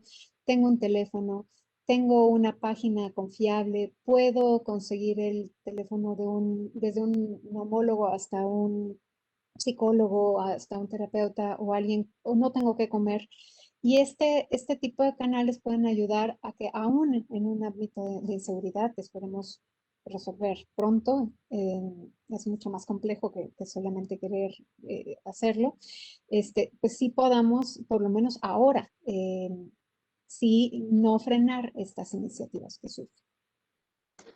Bueno, y en ese sentido yo quiero como reflexionar, ¿no? Lo que me ha tocado a mí conocer y ver en muchos casos y escenarios, el cómo el tema de precisamente esta organización ciudadana ha permitido nuevas formas de protegerse, nuevas formas de cuidarse unos a otros sin tener que depender o sin tener que delegarle como toda la acción al Estado, ¿no? De protegerme y de cuidarme. Y te voy a dar ejemplos como muy básicos o a lo mejor muy primarios, ¿no? Como de pronto estas organizaciones vecinales o organizaciones comunitarias que a través de un WhatsApp o un mensaje se vinculan, se informan, oye, hay una persona que no conocemos en el barrio y automáticamente se alerta a la gente, es decir, pues estrategias que a final de cuentas, como dices tú, bien llevadas pueden ser muy potentes y pueden permitir este sentido de solidaridad, de comunidad, de estar todos cuidándonos, informados y que se repite, ¿no? Casos, por ejemplo, en algunos barrios que nos ha tocado ver en donde se organizan a través de silbatos, cuando hay alguna persona ajena en un barrio y llega y no te conocen, la gente, quien lo ve, suena el silbato y alguien oye el silbato y lo replica y entonces es una especie de sistema de alerta. Pero finalmente este tipo de cosas que pueden aprenderse y que pueden quizá llevarse a otros entornos, ¿no? Sí, sí existen casos de solidaridad, pero pues hay que encontrar como esas buenas prácticas que pueden ser a lo mejor recuperadas, replicadas, que en muchos casos implican quizá también un bajo costo, pero un alto impacto y que puedan permitir a la gente vincularse, ¿no? Creo que nos faltaría como hacer pues un recuento de estos buenos casos, buenos ejemplos, buenas prácticas, poderlas a lo mejor difundir y que se conozcan pues para poder tener alternativas, ¿no? Que de pronto muchas quedan así, funcionan muy bien en un entorno, pero no salen de ahí. Creo que por ahí podría haber alguna oportunidad. ¿Cómo ves? Sí, de hecho, por ejemplo, también podemos aprender de cosas que ya hemos vivido, como la emergencia pues del sismo, ¿no? Del 2017. Y como el hecho de estas redes de verificación de datos son importantísimas, como para dejar de difundir cosas que no son ciertas, o también la oportunidad de tener ciertas organizaciones o figuras en las que se pueda confiar nuevamente.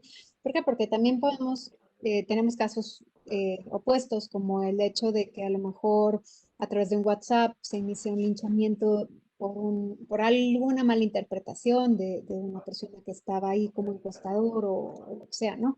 Entonces sí creo que vale la pena aprender, y era un poquito la intención del primer proyecto, qué está surgiendo que pudiera permanecer después de que todo esto pase, ¿no? O sea, creo que una de las cosas, en el caso particular de Puebla, me imagino que eso será igual en otros estados, pues ha sido el contacto con productores locales. O sea, gente que ahora ya identifican dónde comprar frutas, verduras, quesos, etcétera, y directamente, y que ya no requiere, por así decirlo, ir siempre al supermercado. Entonces, son cosas pequeñas, pero que pueden contribuir a la larga. Así es. Y como parte de tu presentación y que hablando de este tema de los productores locales y de los productos, se vincula una de las preguntas que nos pone Luz Pérez en el chat y ella pregunta, a pesar de que se reconoce que en la pandemia hubo una priorización a la seguridad alimentaria, esta misma se exacerbó en las ciudades. En la inseguridad alimentaria hay varios componentes determinantes. Uno es el acceso económico, otro es la proximidad física a los alimentos, los que se vieron afectados drásticamente para el caso de comunidades ya vulnerables. ¿Cómo se ha visto esta problemática y cómo priorizamos la atención de la satisfacción de la alimentación en nuestras ciudades durante la pandemia?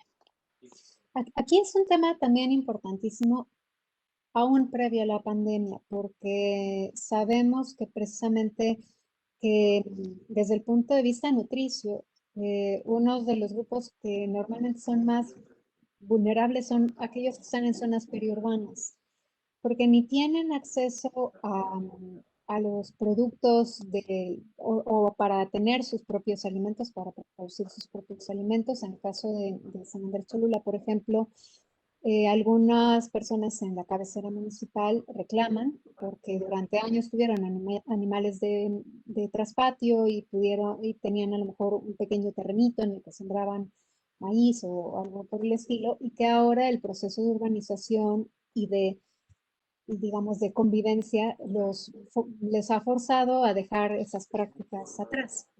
Entonces, estamos, digamos, como perdiendo esa oportunidad que tenían en las zonas periurbanas porque estamos convirtiéndonos más urbanos, pero sin los ingresos, sin el acceso a estos alimentos, sobre todo desde el punto de vista sano, ¿no? Porque a lo mejor sí tenemos, pero al pan Bimbo, a las papitas, a la coca, y no necesariamente a lo que requerimos para tener la salud para poder lidiar con una pandemia. O sea, digamos que como que es una bola que nos acompaña. Y no se resuelve tampoco con despensas. Y ese es el tema. Si bien decíamos que la mayoría de los esfuerzos durante la pandemia han sido la repartición de despensas, pues eso no resuelve el que una familia no tenga los ingresos suficientes para poder comprar alimentos más sanos. Y de forma recurrente, ¿no? Es decir, te llega la pandemia, resuelves el problema en corto plazo. Perdón, la pandemia, te llega la despensa, pero eso te hace también dependiente a que te estén dando, ¿no? Y no autogestivo en este sentido. Exacto, entonces por eso ahora es tan importante entender, como bien dice la persona que hizo la pregunta, que no solamente tener cerca o un tema de proximidad el lugar donde adquirir el alimento, sino también es que realmente lo pueda yo adquirir, que realmente lo pueda yo comprar y que además tenga las condiciones para poderlo este, preparar, higienizar, etcétera, ¿no? Es como todo el sistema de un día cualquiera, un día cotidiano. Desde la perspectiva del territorio, Emma, obviamente muchas de estas problemáticas que tú mencionas en la presentación que tienen que ver con el transporte, con la vivienda, el hacinamiento, la privatización del espacio público, etcétera. Con este tema de la pandemia, pues hemos visto también que ha habido algunos movimientos de migración, ¿no? De la gente precisamente en las ciudades que decide, pues de todos modos ya tengo que estar en mi casa, me muevo a un entorno más tranquilo, más. ¿Cómo, cómo ven el tema del riesgo de que estas grandes problemáticas de las ciudades estén ahora migrando también junto con la población a los entornos rurales o pequeños lugares? Sí, ese es el tipo de preguntas que todavía no sabemos hasta dónde van a llegar, ¿no? En el caso particular em, de Estados Unidos o de Reino Unido y lugares por el estilo, pues lo que está generando es un mercado de segundas casas, Segundas residencias. de segundas residencias para aquellos que quieren vivir con la tranquilidad del campo y en propiedades de muy bajo costo, pero manteniendo los departamentos en Manhattan, en Londres, etcétera, ¿no? Entonces esto genera además un incremento en el valor de suelo en zonas, pues, donde a lo mejor vive gente que tiene actividades económicas pues, más bajas. Entonces podría generar procesos de desplazamiento involuntario en muy, muy poco tiempo. Fíjate que esto me hace recordar algunos casos que también hemos discutido en algún momento con algunos invitados a estas charlas, de algunos, sobre todo en el contexto europeo, que es más común, ¿no? Algunos pequeños pueblos que van quedando abandonados precisamente por la migración de la gente a las ciudades y que esto de la pandemia en algunas ocasiones se abría como posibilidad para repoblar esos pequeños pueblos o comunidades que tenían pues prácticamente el desarrollo de la infraestructura y todo el equipamiento necesario, pero que por temas pues, de la migración, falta de acceso a oportunidades y demás, se habían desplazado. Y que en algunos casos podría, sobre todo, insisto, en el contexto europeo, verse como la posibilidad o la oportunidad de recuperar como esa habitabilidad en esos sitios, ¿no? No digo, lo comento como reflexión. No creo que es tanto el contexto latinoamericano, porque aquí no pasa tan acentuado así, pero ¿cómo ves esta? Sí, yo creo que eso es algo que todavía no sabemos cuánto vaya a impactar, ¿no? O sea, por un lado está esta parte del comercio emergente de segundas casas, pero también está el desplazamiento de las cargas fiscales, que a Nueva York en particular le afecta muchísimo, la cantidad de gente que se ha ido hacia Florida, porque son millones de dólares que no van a existir en los próximos años para cubrir los costos de transporte público, infraestructura, servicios, etcétera, ¿no? Ese desplazamiento de millonarios a Florida le representa un hueco muy importante para el futuro y que habrá que ver cómo lo van a resolver. En el caso latinoamericano, pues no aplica igual, primero porque nuestros impuestos tienen otra dimensión y tienen otro criterio a nivel nacional, pero también es diferente porque lo que se ha visto aquí es un desplazamiento de vuelta a la casa de los padres, a la casa de los abuelos, etcétera. Entonces, esto lo que sí representa es un cambio en las dinámicas de las familias, un cambio en las dinámicas pues a lo mejor la generación más joven, que ya de por sí, sobre todo los que acaban de egresar de la carrera, ya la estaban sufriendo un poco, pues esto va a retrasar aún más el tiempo para arrancar en sus proyectos de vida. Entonces, lo que tenemos que pensar en el futuro inmediato es si efectivamente se van a reconfigurar las zonas urbanas, se van a hay mucha expectativa, sobre todo de la desaparición de la oficina y demás, que todavía yo no me atrevería a decir que va a ser así o no, porque no tengo los elementos para hacerlo, pero lo que sí es que efectivamente hay cosas que sí van a desaparecer y hay otras que van a tener que reinventarse, principalmente relacionadas con educación, trabajo y vivienda. Y justo estamos en ese momento, ¿no? Es decir, no hay respuestas. De pronto planteas las preguntas, ¿qué hacer o cómo caminamos a estos entornos más justos y demás? Las respuestas las tendremos que ir generando progresivamente porque justo estamos en el momento en que todavía, digamos, estamos en medio de la problemática tratando de entender cómo abordarla, ¿no? Yo creo que esa es una de las grandes apuestas, el ir primero pues viendo cómo transcurre y cómo las cosas se acomodan. Ciertamente el tema del trabajo cambia y va a cambiar. El tema de pues todas las habilidades virtuales tan solo que hemos adquirido a nivel global, la necesidad de tener que resolver a partir de la tecnología y que nos ha hecho que ahora todos nos hemos vuelto hiperconectados en todo momento. Entonces, pues creo que, Emma, nos has dado como unas pautas bien interesantes para reflexionar. Un último comentario antes de ir cerrando esta sesión o reflexión que nos deja Beirut Zúñiga en el chat. Dice, totalmente de acuerdo con el asistencialismo alimentario, no resuelve el problema de la seguridad alimentaria y que esto podría ser una oportunidad para un modelo de agroecología en casa, ¿no? Es decir, cómo también de estas grandes crisis podemos encontrar grandes oportunidades. Estamos en el proceso de identificar, ¿no? ¿Cuáles son y por dónde podríamos encontrar estas alternativas que nos den respuesta a estas grandes problemáticas que no están para nada resueltas y que todavía estamos como cayendo a lo más profundo del problema para poder entonces encontrar la respuesta, ¿no? Sí, totalmente. Y yo creo que yo dejaba la pregunta al final de cómo hacemos sociedades más justas y solidarias, pues es precisamente para que nos quedemos con esa tarea, ¿no? En el que si vamos a hacerlo desde la política pública, que lo pensemos siempre desde esta perspectiva de cómo compensamos estos desequilibrios, de cómo atendemos estas injusticias, de cómo respondemos a estos que se han quedado un poco atrás. Si lo hacemos desde el diseño y desde la arquitectura y desde el diseño urbano o desde la planeación, pues también es a partir de la comprensión de que sí, o sea, hay cosas que no todas me van a beneficiar a mí. O sea, desafortunadamente tampoco, también sé que el que construyan un nuevo espacio de transporte público, a mí en lo particular, pues a lo mejor no me convence, pero a la ciudad le va a aportar una conectividad mucho mejor, mejorará las condiciones de seguridad pública, de tiempos de transporte, etcétera, ¿no? Entonces, efectivamente, la invitación de esta presentación, porque como les decía, este proyecto pues todavía falta mucho por concluir, pero es pues dejar la pregunta, ¿no? O sea, que ahorita que estamos todavía encerrados y que en cualquier momento comenzamos a medio salir, pues ¿qué podemos hacer? Emma, sí, tenía el micrófono apagado. Ciertamente, pues estamos en ese punto, ¿no? Todavía no acabamos de salir del problema, entonces cuando empecemos a reincorporar y recuperar estas nuevas normalidades, tener eso muy en mente, qué podemos hacer y cómo las cosas van a cambiar para generar este sentido de solidaridad y de terminar con estas desigualdades. Pues yo quiero ir cerrando, el tiempo se nos ha ido.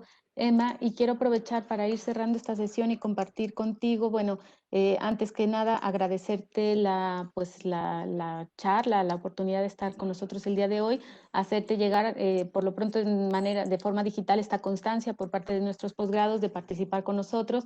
Como siempre, pues es un gusto tener esta relación tan estrecha con la Ibero Puebla, con el programa de maestría en Hábitat y Equidad Socioterritorial que tú coordinas, y desde los posgrados de sustentabilidad pues hemos estado muy interesados porque finalmente la sustentabilidad también incluye esta equidad, este espacio y esta visión pues de la justicia en el territorio. Entonces pues nos gusta mucho esta vinculación con ustedes, agradecerte Emma como coordinadora el haber aceptado este espacio para estar con nosotros, y pues aprovechar para invitar y compartir con los asistentes que tenemos abiertas las convocatorias para cursar estas 2 maestrías, que tenemos previsto un cartel muy completo en donde lo que queremos es posicionar pues diversos temas, ¿no?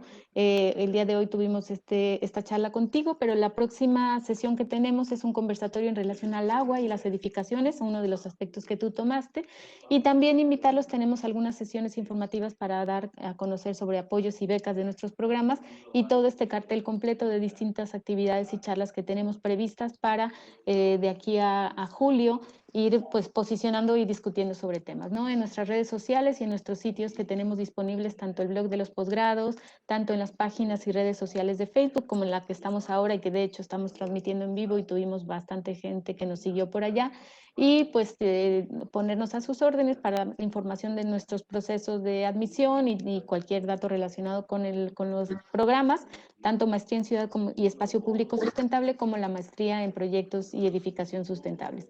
Las convocatorias están abiertas y Emma, pues gracias por estar con nosotros el día de hoy.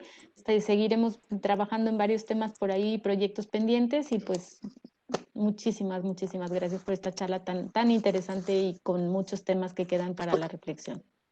Muchísimas gracias, Mónica, y muchísimas gracias a las personas que se conectaron. Yo sé que tenemos un poquito ya cansancio de tantos eventos a veces, entonces muchas gracias por aquellos que se conectaron, ya sea aquí directamente o a través de Facebook y demás. Y pues que tengan muy buen día y pues seguimos adelante. Gracias, muchas gracias, Emma. Gracias a todos. Nos vemos el próximo conversatorio el 23 de marzo. Listo.